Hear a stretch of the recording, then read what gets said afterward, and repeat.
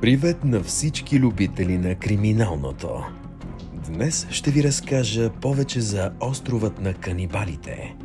Но преди това бързо напомням, че има още един канал, свързан с паранормалното и НЛО. Всеки четвъртък с нов епизод. Части от криминалните и ужасяващи епизоди ще може да чуете в Spotify и Apple Play. Благодаря ви за подкрепата! А тези от вас, които наистина ценят работата ми, вече може да подкрепите каналът с определена сума в Revolut. Повече информация може да намерите долу в описанието. И в края на годината събраните средства, както и лични мои, ще бъдат дарени по дадена кауза. Нека правим добро, защото доброто е сила. Искрени благодарности на всеки един от вас.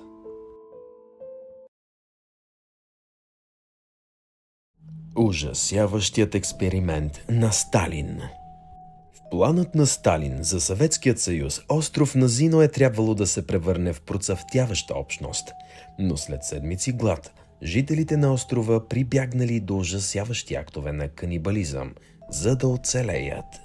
През лятото на 1933 година хиляди граждани на Москва са арестувани от полицията и изпратени да живеят на малък блатист остров в река Об, Сибир.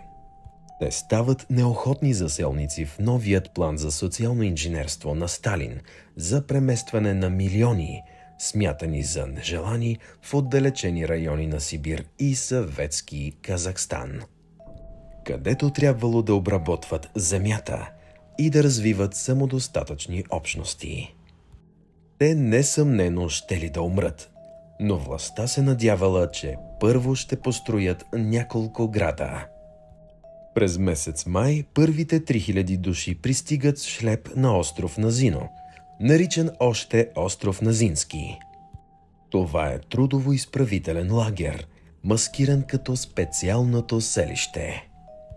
Те нямат инструменти, храна или подслон, а условията бързо се влошават от снега, сланата, дъжда и смразяващите ветрове. Но продължават да пристигат още и още хора. Стражите патрулират с лодки в ледените води и застрелват всеки, който се опитва да избяга. На 4-5 дни раздават за ядене ръжено брашно, около 300 грама на човек. Жителите отнасят брашното до реката, смесват го с вода и го изпиват. Някои изяждат брашното сухо, а когато случайно го вдишат, се задушават. През юли местният комунистически лидер Василий Величко чува за ужаса на острова и решава да проучи. В доклад, който правителството класифицира като строго секретен и го архивира, той пише: хората започнаха да умират. Те изгоряха до смърт живи, докато спяха близо до огньовете. Умряха от изтощение и студ. Най-тревожното е това, до което прибягват много от жителите на острова, когато започва гладът. Една жена от острова, която е преместена в друг лагер, е доведена да пренощува в дома на Феофила Билина в близкото село Назино. В интервю от 1989 година Билина казва: жената беше отведена в задната стая, за да прекара нощта, и видях, че пръстците й са били отрязани. Попитах я и тя каза: те ми направиха това на острова на смъртта. Отрязаха ги и ги сготвиха. Цялото месо от пръстците й било отрязано. Краката й замръзвали заради това и тя ги увила с парцали. Когато попитали един затворник от острова дали е ял човешко месо, той казва на разпитващите: това не е вярно. Ядох само дробчета и сърца. Мъжът описва правенето на шишове от върбови клони, плъзгане на парчета човешки органи върху тях и печенето им на лагерният огън. Той добавя: избрах онези, които не бяха съвсем живи, но все още не съвсем мъртви. Беше очевидно, че са на път да си тръгнат, че след ден-два ще се откажат. Така им беше по-лесно. Действах бързо, без да страдат още 2-3 дни.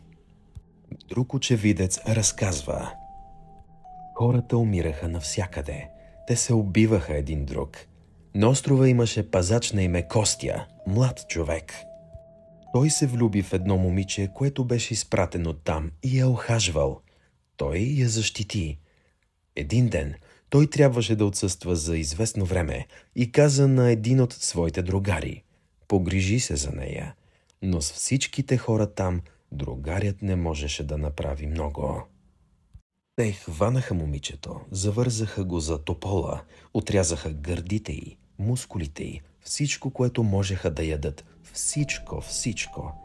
Бяха гладни. Те трябваше да ядат. Когато Костя се върна, тя бе още жива. Той се опита да я спаси, но беше загубила твърде много кръв. Василий Величко се връща отново на остров Назино през август и го намира безлюден. Евакуиран е само 13 седмици след пристигането на първите колонисти. Той пише: тревата на острова беше висока. Местните жители, които отиваха там да събират горски плодове, се върнаха, след като откриха трупове и заслони, пълни с скелети. От 6700 затворници, заведени там, 4000 изчезват. Експериментът се объркал ужасно и събитията на канибалският остров са покрити напълно. Едва през 1988 година, когато съветското правителство приема нова политика на откритост и прозрачност, трагедията на аферата Назино най-накрая излиза наяве. И до днес, всеки юни на остров Назино се провежда церемония в чест на загиналите. Вие знаехте ли за този ужасяващ експеримент? Споделете ми вашето мнение долу в коментарите. А сега чуйте и още един случай относно мистериозното изчезване на Матю Пендъргаст. През 2000-та година 23-годишният Матю Пендъргаст завършва Роудс Колидж, Мемфис, Тенеси, с перспектива за добре платена работа и щастливо бъдеще. Семейството на Матю е от средната класа, а баща му е уважаван пластичен хирург. Самият Матю се смята за щастлив и весел млад мъж. Има много планове за бъдещето и е изпълнен с мечти, очаквайки ги с нетърпение. Но един ден той потегля в пустинята с кола и изчезва, оставяйки след себе си няколко странни улики. На 1 декември 2000-та година Матю напуска дома си, за да посети час по испански в колежа. В 7:30 часа сутринта неговата кола е била видяна на път на 4 пресечки от кампуса. Но младежът така и не се появява на локацията. Той никога досега не е пропускал лекция и скоро приятелите му започват да се притесняват. Започват да звънят на мобилният му телефон, но напразно. Няколко часа по-късно, когато Матю не се прибира, родителите му започват да го търсят. Първо те питат всички свои приятели и роднини и разбират, че рано сутринта в деня на изчезването си, Матю се обажда на приятеля си в Атланта. Те разговарят за различни неща, а гласът му звучал съвсем обичайно. Оказва се, че други хора, с които Матю общува в дните преди изчезването си, смятат, че той не е бил развълнуван и не се е държал странно. Когато полицията започва да търси Матю Пендъргаст, скоро открива празният му автомобил в отдалечена блатиста пустош, край черен път в окръг Лоноки, Арканзас. На колата се натъкват местни ловци, които използват основно този път. Това се оказва първата странна подробност, защото Матю никога преди не е ходил в Арканзас. И още повече, никога не е ходил в онези пущинации.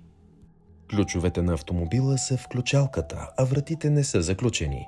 Изглежда така, сякаш собственикът на колата е излязъл от нея само за няколко минути. Полицията организира издирване и групите започват да претърсват блатистата пустош. На втория ден, само на 100 метра от изоставената кола са намерени дрехите, с които Матю е облечен в деня, в който изчезва. Тениска, дънки, обувки и чорапи. Всичко спретнато, сгънато и поставено на земята. В джоба на дънките е портфейлът му, съдържащ кредитни карти, шофьорска книжка и пари. Дневникът на Матю е открит в колата и той се оказва най-странната улика в случая. Малкият дневник е пълен с необичайни стихове, дискусии за природата на живота и смъртта, мистериозни фрагменти от някои описания и най-любопитното – има дълъг текст за търсене на безсмъртие и безсмъртни същества, наречени сребърни феи. В дневника изрично се посочва, че тези сребърни феи влизат във водата и по този начин се сливат с природата. Никой не разбира какво може да означава всичко това и до ден днешен. Тези записи остават в пълна мистерия. За някои това е признак за началото на шизофрения, докато други виждат това като улика за изчезването на Матю Пендергаст. Известният екстрасенс Карол Пойнт, който многократно е работил с местната полиция в търсене на изчезнали хора, казва, че Матю е решил да се прероди като сребърна фея. Има версия, че за цялото това фантастично писане стои желание да се самоубие и че Матю е направил точно това. Първо се съблякал, а след това е намерил място някъде в блатото с подходяща дълбочина и там се е удавил. Трудно е да се разбере защо му е било необходимо да се съблече преди това и как е намерил място в блатото, което е достатъчно дълбоко, за да се удави. Най-много да затънете в калта до коленете. Има и теория, че всичко това е нагласено от някой, който е убил Матю, но студентът няма известни врагове. Освен това, блатото е щателно претърсено, но тялото на младият мъж така и не е открито. Любопитно е, че майката на Матю е изненадана преди всичко от спретнато сгънатата купчина дрехи. Според нея, Матю далеч не е най-подреденият човек. И едва ли би направил това при каквито и да е обстоятелства. Този случай остава в мистерия и до днес. Споделете ми вашето мнение по този случай долу в коментарите.